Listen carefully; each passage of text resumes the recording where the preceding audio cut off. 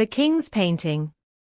There was a king with only one leg and one eye, but was generous and competent as a ruler. One day while walking in his palace, the king noticed the portraits of his ancestors along the hallway. He also wanted his portrait painted by an artist, but was unsure how it would turn out due to his physical abnormalities. The king invited all the painters across the kingdoms and asked who could paint a beautiful picture of him. The painters were confused about how to make a beautiful picture of the king with only one leg and one eye. All the painters politely refused to make a painting of the king. Then one young painter came forward and ensured to make a beautiful portrait of the king.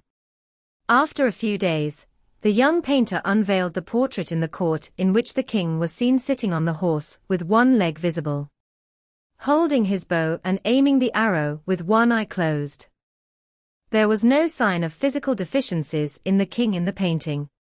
The king was pleased to see that the painter had creatively presented the king's positive characteristics, but not highlighted the abnormalities.